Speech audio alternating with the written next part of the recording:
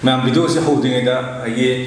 lens अमा नान order तौरिबा अदु कमाइन तौ येंगसि अनबॉक्सिंग हान तौसे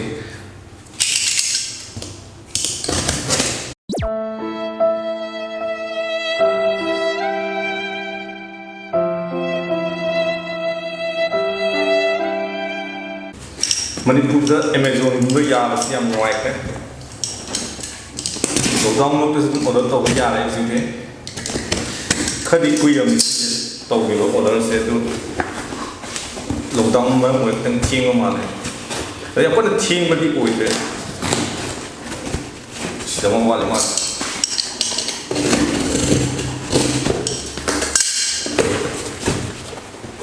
अइना ऑर्डर तो यूसी लेंस नि ओगी कैमरा की लेंस वाइड एंगल लेंस चे मैम याव सिले होय नक्शन नमके सिले रे सिजे 10 to 18 mm अदो सी हफ्ता लगा मुझे है के कैमरा से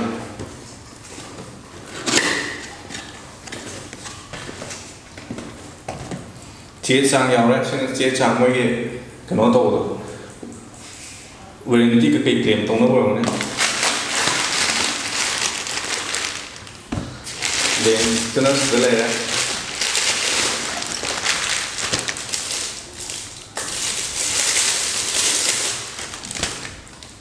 हम कना लुक यांग बुदी होदी मोगी रिव्यू तो कादा दि मैम यांग यांग है तो सी फेसबुक ती अपना अतोप लेंस ही लेंस ले बदि सिने फाइव अपन लुम बसुनती याम यांग बसुनती 50 mm गु मदनि हना याम यांग है उसना वाइस के मुदनि स्टेबलाइजर यावरे अदुगा ऑटो मैनुअल के यावरे अदुगा वाइड लेंस होदनि हफ्सल लगे येंगसि 10 to 18 की लेंस नि सिले सी हफ्सल लगा मु ट्राई तोरा पप्पी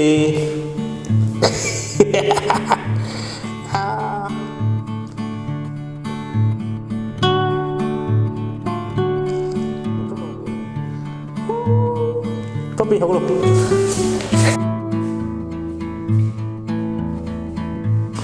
मैम सिनी लेंस सिगी नुआइबमना कोइगे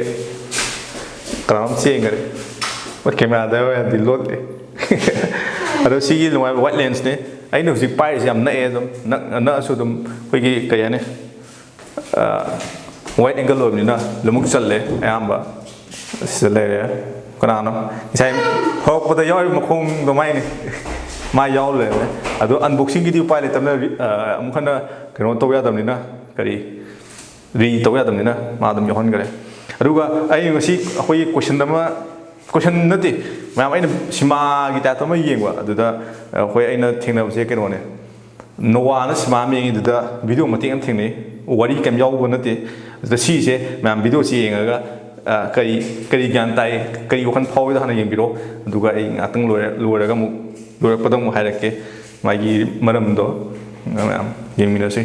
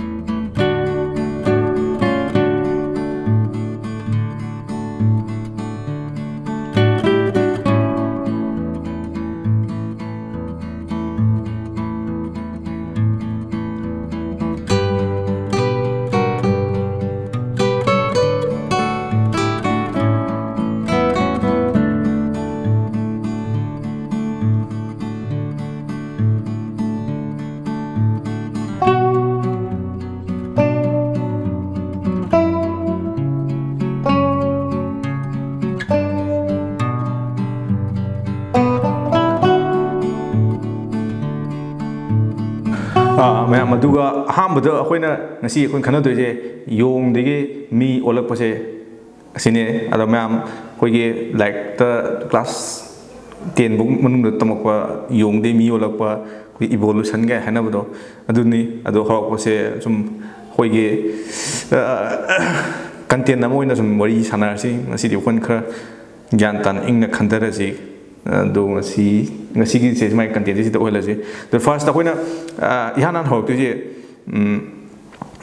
ꯀꯣꯏꯁꯟ ꯍꯥꯟꯅ ꯍꯪꯉꯛꯑꯒꯦ ꯑꯗꯨꯅ ꯑꯩꯁꯦ ꯑꯩꯈꯣꯏ ꯃꯥ ꯕꯥꯅ ꯄꯣꯛꯂꯛꯑꯦ ꯑꯗꯩ ꯑꯩꯈꯣꯏ ꯃꯥ ꯑꯩꯈꯣꯏ ꯕꯥꯁꯤꯅ ꯑꯃꯨꯛ ꯑꯩꯈꯣꯏꯒꯤ ꯄꯨꯄꯨ ꯑꯣꯏꯅ ꯑꯩꯈꯣꯏꯒꯤ ꯒ꯭ꯔꯥꯟꯐꯥꯗꯔ ꯑꯩꯈꯣꯏ ꯏꯙꯧ ꯑꯣꯏꯅ ꯑꯃꯨꯛ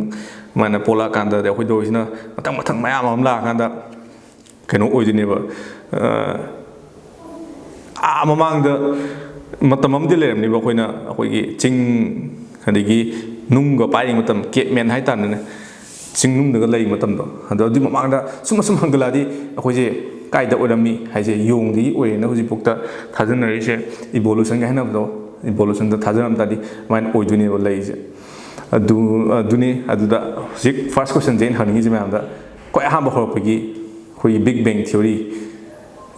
ꯊꯤꯑꯣꯔꯤ ꯍꯥꯏꯅ ꯂꯩ ꯁꯤꯗꯒꯤ ꯑꯩꯈꯣꯏꯒꯤ ꯉꯁꯥꯏ ꯚꯤꯗꯤꯑꯣ ꯎꯈꯤꯕꯗꯣ ꯑꯗꯨꯗ ꯇꯥꯔꯛꯇꯣꯏꯅꯤ ꯑꯗꯨꯗ ꯐꯥꯔꯁꯇ ꯑꯩꯈꯣꯏꯅ ꯚꯤꯗꯤꯑꯣ ꯑꯍꯥꯟꯕ ꯎꯈꯤꯕ ꯑꯩꯈꯣꯏ ꯄꯣꯛꯈꯥꯏꯕ ꯑꯃ ꯌꯥꯎꯁꯦ ꯁꯤꯗꯩꯅꯤ ꯑꯩꯈꯣꯏꯅ ꯃꯃꯤꯡ ꯊꯣꯜꯂꯒ ꯕꯤꯛ ꯕꯦꯡ ꯀꯥꯏꯅ ꯑꯩꯈꯣꯏꯅ ꯍꯥꯏꯅꯔꯤꯁꯦ ꯃꯌꯥꯝꯁꯨ ꯑꯗꯨꯝ ꯈꯪꯕꯤꯔꯝꯒꯅꯤ ꯑꯗꯨꯗ ꯁꯤꯒꯤ ꯑꯩꯅ ꯉꯁꯤ ꯎꯠꯆꯅꯤꯡꯉꯤꯁꯦ ꯀꯩꯅꯣꯗ ꯃꯣꯏꯅ ꯍꯧꯖꯤꯛꯀꯤ ꯚꯤꯗꯤꯑꯣ ꯎꯠꯂꯛꯄꯗꯣ ꯌꯥꯝ ꯐꯖꯅ ꯁꯦꯝꯃꯒ ꯑꯩꯈꯣꯏ ꯐꯤल्मꯒꯤꯅꯤꯅ ꯐꯤल्मꯒꯤ ꯇꯥꯏꯞꯇ ꯎꯠꯂꯛꯄꯅꯤꯅ ꯑꯩꯅ ꯃꯌꯥꯝꯅꯁꯨ ꯁꯦꯌꯔ ꯇꯧꯅꯤꯡꯕ ꯌꯥꯝ ꯐꯖꯕ ꯌꯦꯡꯗꯕ ꯌꯥꯎꯔꯝ ꯇꯥꯔꯗꯤ ꯃꯌꯥꯝꯁꯨ ꯀꯩ ꯋꯥꯈꯜ ꯑꯗꯩ ꯋꯥꯔꯤ ꯅꯨꯡꯉꯥꯏꯕ ꯗꯤꯁꯀꯁꯟ ꯑꯃ ꯑꯣꯏꯕ ꯌꯥꯏ ꯅꯨꯡꯉꯥꯏꯕ ꯇꯣꯄꯤꯛꯅꯦꯅ ꯈꯜꯂꯒ ꯍꯥꯄꯛꯄꯅꯤ ꯑꯗꯨꯗ ꯏꯍꯥꯟ ꯍꯥꯟꯅ ꯑꯩꯅ ꯍꯥꯏꯖꯅꯤꯡꯉꯤꯁꯦ ꯍꯧꯖꯤꯛꯀꯤ ꯕꯤꯛ ꯕꯦꯡꯒꯤ ꯃꯃꯥꯡꯁꯤꯗ ꯀꯩ ꯊꯣꯛꯏꯗꯤ ꯈꯪꯉꯔꯣꯏꯕ ꯍꯧꯖꯤꯛꯀꯤ ꯄꯣꯛꯈꯥꯏꯕ ꯂꯩꯕꯁꯦ ꯁꯤꯒꯤ ꯃꯃꯥꯡꯗ ꯀꯩ ꯊꯣꯛꯏ ꯑꯗꯨꯗꯤ ꯑꯩꯈꯣꯏꯅ ꯈꯪꯗ꯭ꯔꯤ ꯍꯧꯖꯤꯛꯐꯥꯎꯗ ꯑꯗꯣ ꯁ꯭ꯇ꯭ꯔꯤꯡ ꯊꯤꯑꯣꯔꯤ ꯀꯥꯏꯅ ꯂꯩꯕ ꯑꯗꯨꯅ ꯊꯤꯑꯣꯔꯤ ꯑꯃ ꯂꯩ ꯑꯗꯨꯅ ꯎꯠꯅꯦꯅ ꯇꯧꯏ ꯑꯗꯨꯅ ꯍꯧꯖꯤꯛꯐꯥꯎꯗ ꯑꯩꯈꯣꯏꯅ ꯌꯥꯝ ꯊꯥꯖꯕ ꯌꯥꯎꯕ ꯅꯠꯇ꯭ꯔꯒ ꯑꯩꯈꯣꯏ ꯐꯦꯛꯁꯇ ꯈꯔ ꯅꯩꯅꯔꯀꯥꯟꯗ ꯑꯣꯏꯔꯛꯄ ꯌꯥꯕꯁꯦ ꯕꯤꯛ ꯕꯦꯡ ꯊꯤꯑꯣꯔꯤꯁꯤꯅ ꯈ꯭ꯋꯥꯏ ꯑꯣꯏ ꯕꯤꯛ ꯕꯦꯡ ꯊꯤꯑꯣꯔꯤꯁꯦ ꯄꯣꯛꯈꯥꯏꯔꯅꯤ ꯄꯣꯛꯈꯥꯏꯔ ꯃꯇꯨꯡꯗ ꯍꯧꯖꯤꯛꯀꯤ ꯎꯠꯈꯤꯕ ꯚꯤꯗꯤꯑꯣꯗꯣ ꯑꯗꯨ ꯃꯇꯨꯡꯗ ꯑꯩꯈꯣꯏ ꯌꯨꯅꯤꯚꯔꯁ ꯍꯥꯏꯇꯥꯔꯦ ꯌꯨꯅꯤꯚꯔꯁꯁꯦ ꯑꯦꯛꯁꯄꯥꯟ ꯇꯧꯔꯛꯇꯣꯏꯅꯤ ꯎꯐꯨꯟ ꯉꯥꯛꯇ ꯉꯥꯏꯔꯝꯃꯤ ꯑꯗꯩ ꯎꯐꯨꯟ ꯃꯌꯥꯝꯁꯦ ꯑꯃꯨꯛ ꯑꯩꯈꯣꯏꯒꯤ ꯒ꯭ꯔꯦꯚꯤꯇꯤ ꯆꯤꯡꯁꯤꯜꯂꯤꯕ ꯑꯩꯈꯣꯏꯒꯤ ꯍꯧꯖꯤꯛꯀꯤ ꯑꯩꯈꯣꯏꯅ ꯑꯥꯔꯠꯅ ꯆꯤꯡꯁꯤꯜꯂꯤꯕꯁꯦ ꯁꯨꯃꯥꯏꯅ ꯍꯧꯖꯤꯛꯀꯤ ꯒ꯭ꯔꯦꯚꯤꯇꯤꯁꯤꯁꯨ ꯑꯩꯈꯣꯏꯒꯤ ꯄꯣꯠ ꯈꯨꯗꯤꯡꯃꯛ ꯒ꯭ꯔꯦꯚꯤꯇꯤ ꯂꯩꯕꯅ ꯂꯣꯏ ꯆꯤꯡꯁꯤꯜꯂꯅꯤ ꯆꯤꯡꯁꯤꯜꯂꯀꯥꯟꯗ ꯑꯩꯈꯣꯏ ꯑꯥꯔꯠꯁꯦ ꯁꯦꯝꯃꯛꯑꯅꯤ ꯑꯥꯔꯠꯁꯦ ꯑꯍꯥꯟꯕ ꯁꯦꯝꯃꯛꯀꯥꯟꯗꯗꯤ ꯀꯩꯅꯣ ꯇꯧꯔꯝꯃꯤ ꯃꯥꯁꯦ ꯃꯩꯒꯤ ꯇꯥꯏꯞꯇ ꯁꯥꯔꯝꯃꯤ ꯑꯗꯨꯀꯥꯟꯗ ꯑꯩꯈꯣꯏꯒꯤ ꯊꯥꯁꯦ ꯁꯦꯝꯃꯛꯇꯣꯏꯅꯤ ꯊꯥꯁꯤꯅ ꯑꯩꯈꯣꯏꯅ ꯀꯃꯥꯏꯅ ꯇꯧꯒꯦꯗ ꯍꯧꯖꯤꯛꯀꯤ ꯃꯩꯒꯤ ꯇꯥꯏꯞꯇ ꯁꯥꯔ ꯆꯤꯡꯁꯤꯜꯂꯒ ꯑꯩꯈꯣꯏ ꯂꯩꯈꯣꯝꯅ ꯃꯇꯨꯡ ꯇꯥꯕ ꯍꯧꯔꯛꯑꯀꯥꯟꯗ ꯑꯩꯈꯣꯏꯒꯤ ꯃꯄꯥꯟꯂꯣꯝꯗꯒꯤ ꯂꯥꯛꯄ ꯊꯤꯌꯥ ꯀꯧꯕ ꯑꯃ ꯑꯩꯈꯣꯏꯒꯤ ꯑꯥꯔꯠ ꯑꯩꯈꯣꯏ ꯊꯥꯃꯨꯛꯀꯤ ꯆꯥꯡꯁꯦ ꯆꯥꯎꯕꯁꯦ ꯌꯦꯛꯈꯥꯏꯅꯔꯀꯥꯟꯗ ꯑꯩꯈꯣꯏ ꯊꯥꯁꯦ ꯑꯃꯨꯛ ꯏꯅꯧ ꯅꯧꯅ ꯁꯦꯝꯃꯛꯄꯅꯤ ꯍꯧꯖꯤꯛꯀꯤ ꯚꯤꯗꯤꯑꯣꯁꯤꯗ ꯌꯥꯎꯔꯤꯁꯦ ꯎꯔꯀꯥꯟꯗ ꯑꯗꯨꯀꯥꯟꯗ ꯑꯍꯥꯟꯕꯗꯗꯤ ꯊꯥꯅ ꯎꯪꯕꯁꯤ ꯌꯥम थून उंगम है अखोई पृथ्वी अखोई मालेमदगी अदगी तम तमना अखोई हुजिक सु मयाम खंगदो फेक अमा हायगना हुजिक थासे अखोई मालेम नत्र पृथ्वीदगी अदुम चही खुदिगी लाथोइने सेंटीमीटर क्या कनो सेंटीमीटर क्या नो हायमने दुदी तबसाना कावरे अदुना सुमायना था सेमा कांदा हुजिकी इसिंग अखोई लाइटनिंग अखोई चुमथांग हायतामने चुमथांग गुमसी याम लेरमे चुमथांग गुम लेरमसना अखोई इसिंग से ताबा होरे इसिंग ताबा होरकांददी अखोई मी ताबा होरानी मी ताबा होरकांदा अखोई अहांबगी कई हाइदोने सीडी कहीं मैजिक की टाइप अखोई फर्स्ट लिविंग सेल ऑर्गेनिज्म से लेबा होरे अखोई लाइटनिंग नुंग तासनबा अखोई माई परफेक्ट कंडीशन खल लेदना अखोई मी में सिंगुलकदा अदुंबगी कंडीशन दो अखोई फर्स्ट सेल सिदगी थोप होरे अरे फर्स्ट सेल दी थोप होरो मतुंदा कमाय तौनी माजे सेल से रिप्रोड्यूस तौबो मु होरे रिप्रोड्यूस तौबो मतुंददी खितंग चावबा अखोई वाम अमुक सेम होरे वाम की टाइप तौबसे अदुगा मथंग लाए अदई खर चावखले nga की टाइप तौरे nga तौबदगी सिदा आइन हानिंग पॉइंट अमना अखोई इसिंगदगी होरा कांदा कोन कंफाना थोलक्तुनेबा सी परफेक्ट एग्जांपल हाइदि हंगोइगुबा अदगी लिंगुबसे इसिंगदसु दुम हिंगंबा अदुगा कंफाना सुम हिंगंबसे फाइन तुतना सी ट्रांजिशन पेरियडसिनी इवोल्यूशन मैम थोलक्तुनी अदुगांदा हुजिकी हंगोइजे नत्रगा हंगोइ टाइप तौबसे काखलानी कंफान काखलम तुंगदा मासे हुजिकी वीडियोसदा उरि सुमाइना चेंज मैम लानी इवोल्यूशन मैम ता लानी अदुकांदा अखोई इरोलोबदा अखोई योंग से ओला कांदा ꯍꯣꯃꯣ ꯁꯦꯄꯤꯌꯟꯁ ꯀꯩ ꯃꯌꯥꯝꯁꯦ ꯂꯥꯛꯑꯀꯥꯟꯗ ꯂꯥꯁꯇ ꯃꯤꯑꯣꯏꯕꯁꯤ ꯁꯨꯃꯥꯏꯅ ꯇꯥꯔꯛꯏꯅꯤ ꯁꯤꯅꯦ ꯉꯁꯤ ꯍꯥꯏꯖꯅꯤꯡꯉꯤꯁꯦ ꯑꯗꯨ ꯃꯌꯥꯝ ꯀꯣꯏꯁꯟꯗꯣ ꯏꯕꯤꯔꯝꯃꯨ ꯃꯊꯪꯒꯤ ꯚꯤꯗꯤꯑꯣꯗ ꯑꯃꯨꯛ ꯑꯩꯈꯣꯏꯅ ꯑꯁꯨꯝ ꯈꯟꯅ ꯅꯩꯅꯕ ꯑꯩ ꯀꯣꯏꯁꯟ ꯌꯥꯝ ꯐꯖꯕ ꯑꯣꯏꯇꯥꯔꯗꯤ ꯂꯧꯈꯠꯂꯒ ꯑꯃꯨꯛ ꯀꯃꯦꯟ ꯍꯥꯏꯗꯤ ꯚꯤꯗꯤꯑꯣ ꯅꯧꯅ ꯑꯃꯨꯛ ꯁꯦꯝꯃꯛꯀꯦ ꯃꯌꯥꯝ ꯉꯁꯤꯒꯤꯗꯤ ꯁꯨꯃꯥꯏꯅ ꯚꯤꯗꯤꯑꯣꯁꯤ ꯃꯇꯦꯛ ꯑꯃ ꯇꯧꯔꯒ ꯌꯣꯡꯗꯤ ꯃꯤ ꯑꯣꯜꯂꯛꯄꯁꯦ ꯁꯨꯃꯥꯏꯅ ꯚꯤꯖꯨꯑꯦꯂꯥꯏꯖꯦꯁꯟꯗꯣ ꯎꯠꯆꯅꯤꯡꯕꯅꯤ ꯃꯌꯥꯝ ꯁꯤ ꯌꯧꯔꯒ ꯉꯁꯤꯒꯤꯗꯤ ꯀꯥꯏꯅꯔꯁꯤ